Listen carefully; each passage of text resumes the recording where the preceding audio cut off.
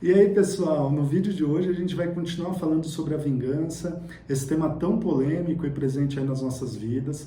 Aqui no canal você encontra outros vídeos falando sobre esse tema e temas relacionados à vingança, como o ressentimento, a vitimização, o desamparo, a justiça, a vergonha, e se vale a pena a gente pedir desculpa, se a gente está pedindo desculpa para nós mesmos ou para o outro, se isso é um alívio para nós, quando a gente pede desculpa, ou se a gente está procurando aliviar o outro. E da mesma forma, como que a gente recebe esse pedido de desculpa? Será que a gente realmente está desculpando, perdoando o outro? Então hoje, no desejo de vingança que a gente vai falar hoje sobre esse tema, né? Não é a questão do perdoar, é mesmo da gente sentir esse desejo de vingança. A gente vai falar aí de alguns pontos que podem ajudar a gente a lidar com esse desejo de vingança. Eu pontuei aqui 4 pontos aí que a gente pode pensar na questão de quando a gente está sentindo esse desejo de vingança. O primeiro delas é a gente verificar se por mais que a gente foi traído, ou que a gente sofreu a injustiça, ou que está muito difícil de perdoar, algumas coisas são realmente imperdoáveis, para cada um sabe a medida do seu sofrimento e o quanto ela está preparada ou desenvolta a fazer esse perdão. A primeira delas é: será que a gente não tem o mínimo de responsabilidade pelo aquilo que a gente passou, pela injustiça que a gente passou? Então, mesmo que seja algo que a gente não percebeu conscientemente que estava acontecendo, sabe, a injustiça, a traição que a gente passou, será que a gente não percebeu o movimento das coisas que estavam acontecendo, os sinais que estavam sendo mostrados? Às vezes, as pessoas que cometeram aquilo que a gente acredita que foi injusto a nós, foram dando sinais, pequenos sinais, seja em algum tipo de comportamento, seja algo que ela falou, ou foi falando ao longo do tempo, seja mudanças de hábito. Então, e que a gente foi deixando passar, ou que a gente não encontrou o nosso limite. Então, esse é um ponto assim bastante interessante da gente lidar com a nossa atenção, não com a nossa atenção, né?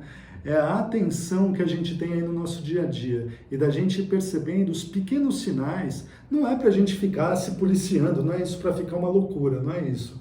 Mas algumas coisas que às vezes tocam em nós, né, ou que se ligam na nossa mente ou nas nossas emoções e que a gente não dá conta, a gente deixa passar.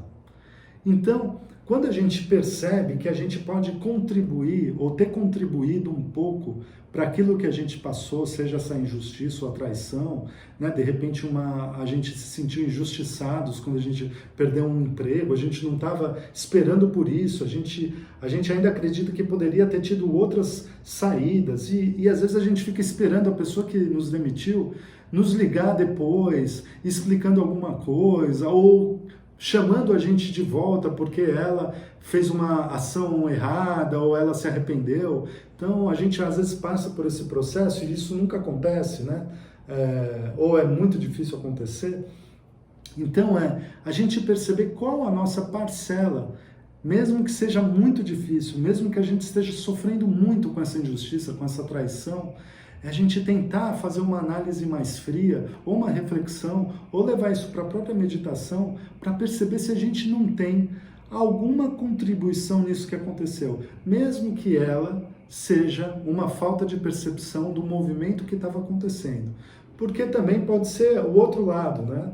A gente foi contribuindo com os nossos próprios hábitos, os nossos próprios comportamentos, com as coisas que a gente foi falando, da forma que a gente foi se expressando, que o outro ou o lugar foi se moldando para o evento que aconteceu contra nós.